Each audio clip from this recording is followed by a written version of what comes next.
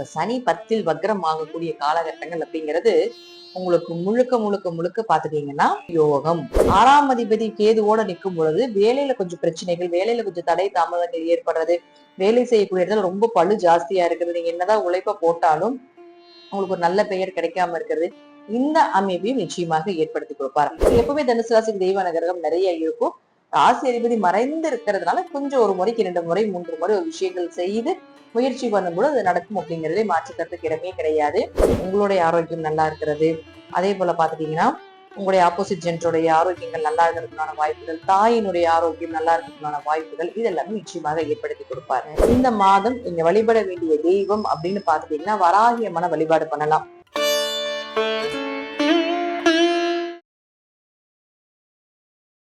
தனுசு ராசிக்கு ராசி அதிபதியாக இருக்கக்கூடியவர் 8ஆம் வீட்டில் இருந்தாலும் உச்சத்துக்குண்டான பலனையும் கொடுப்பார், மறைவுக்குண்டான பலனையும் கொடுப்பார். கூட யார் இருக்காருன்னா 9ஆம் அதிபதி பாக்கியஸ்தானாதிபதியான சூரியன் இருக்கும் பொழுது உங்களுக்கு இந்த மாதம் தந்தை மூலமாக உதவிகள் கிடைக்கிறது. அதே போல அவர்கள் மூலமாக ஏதாவது ஒரு பணவரவு, பொருளாதாரங்கள் கிடைக்கிறது இருந்தாலும் கொஞ்சம் அவங்களுடைய ஆரோக்கியத்துல கவனமா இருந்துக்கோங்க. நிறைய ஸ்பிரிச்சுவலான விஷயங்கள் எல்லாமே இந்த மாசம் தனுசுக்கு நடக்கும். நிறைய விஷயங்கள் தெரிஞ்சுக்க போறீங்க, நிறைய பேருடைய தொடர்புகள் வரப்போகுது. சோ 4ஆம் அதிபதியாக இருக்கிறதுனால கொஞ்சம் இந்த வீடு சார்ந்த விஷயங்கள், சொத்து சார்ந்த விஷயங்கள் எல்லாமே அப்பா மூலமாக கிடைக்கிறதுக்கு உண்டான பேச்சுவார்த்தைகள் நடத்தினாலும் கிடைக்கிறதுக்கு வாய்ப்புகள் உண்டு. அதே போல 2 மற்றும் 3ஆம் அதிபதியான சனி 10ஆம் தேதி வக்ரகதி அடைகிறாருங்க இந்த மாசம். இப்ப சனி 10ல் வக்ரம் ஆகக்கூடிய காலகட்டங்கள் அப்படிங்கிறது உங்களுக்கு முழுக்க முழுக்க முழுக்க பாத்துட்டீங்கன்னா மேக்சிமம் உங்க ஜாதகத்துல சனி வக்ரமானு பாருங்க. அப்படி சனி வக்ரமாக இருந்துட்டா முழுக்க முழுக்க யோகம், வீடு வாங்குறது, சொத்து வாங்குறது, பணவரவு கிடைக்கிறது. ஏன்னா ஆல்ரெடி அர்த்தாஷ்டம சனி போயிட்டு இருக்கு. வக்ரமாக இருந்தாலும் வக்ரமாக இல்லை என்றாலும் ஓரளவுக்கு நன்மைகள் உண்டு. இதுல வக்ரமாக இருந்துட்டால் இன்னும் அதிக பலன்களை கொடுத்தே தீர்வார். வீடு, மனை, சொத்துக்கள், வண்டி வாகனங்கள் வாங்குறதுக்கான ஒரு அமைப்பு, ஆரோக்கியம் நல்லா இருக்கிறது, உங்களுடைய ஆரோக்கியம் நல்லா இருக்கிறது. அதே போல பாத்துட்டீங்கன்னா உங்களுடைய ஆப்போசிட் ஜென்டருடைய ஆரோக்கியங்கள் நல்லா இருக்கிறதுக்கான வாய்ப்புகள், தாயினுடைய ஆரோக்கியம் நல்லா இருக்கிறதுக்கான வாய்ப்புகள், இதெல்லாமே நிச்சயமாக ஏற்படுத்தி கொடுப்பார். அதே போல 5 மற்றும் 12ஆம் அதிபதியாக இருக்கக்கூடிய செவ்வாயினுடைய நிலையை பொறுத்த வரைக்கும் 6ஆம் வீட்டுல இருப்பார் 17ஆம் தேதி வரைக்கும். அதற்கு மேல 7ஆம் வீட்டுக்கு போயிடார். அப்போ குழந்தைகளுடைய நிலையில கொஞ்சம் கவனமா இருங்க. 5 6ஆம் வீட்டில் இருக்கும்பொழுது கொஞ்சம் குழந்தை என்ன பண்றாங்க, என்ன செய்யறாங்க, எங்க போறாங்க, எங்க வராங்க அப்படிங்கறது கொஞ்சம் கவனமா பார்த்து கொள்வது என்பது ரொம்ப முக்கியங்க.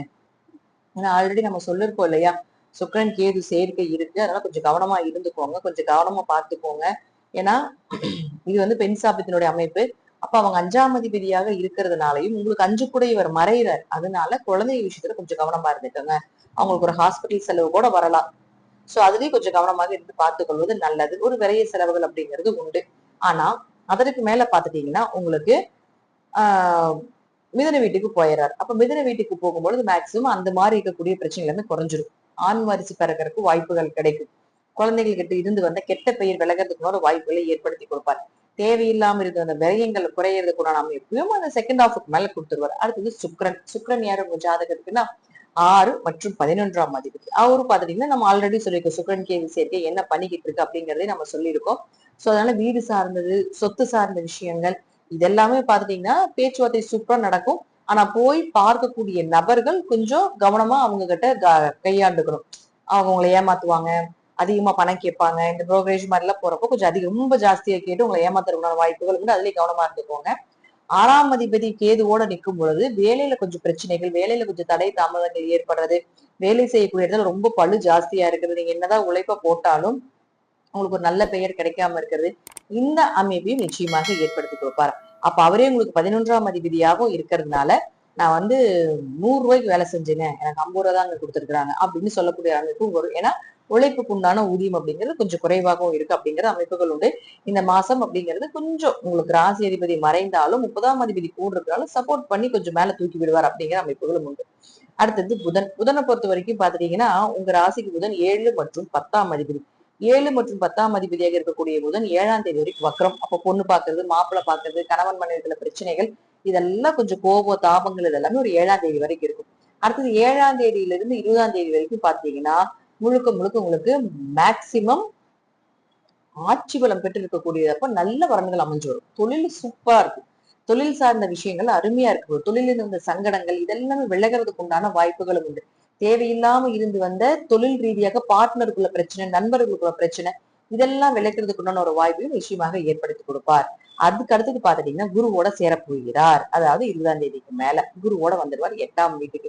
சோ அப்போ அந்த இடப்பட்ட காலகட்டங்கள் ஒரு உங்களுடைய தொழில் ரீதியாகவோ, அதே போல பாத்தீங்கன்னா உங்களுக்கு குடும்பம் ரீதியாகவோ, மேரேஜ் சம்பந்தப்பட்ட சுப நிகழ்ச்சிகள் ரீதியாகவோ நீங்க பாத்தீங்கன்னா ஒரு 7ல இருந்து 20க்குள்ள டார்கெட் பண்ணுங்க. சூப்பரா இருக்கும். அந்த பீரியட் சூப்பரா இருக்கும். அதே போல உங்களுக்கு குரு எப்பொழுதும் உங்களுக்கு 2ஆம் வீட்டை பார்த்துட்டு பொருளாதாரத்துக்கும் பணத்துக்கும் குறைவு இருக்காது.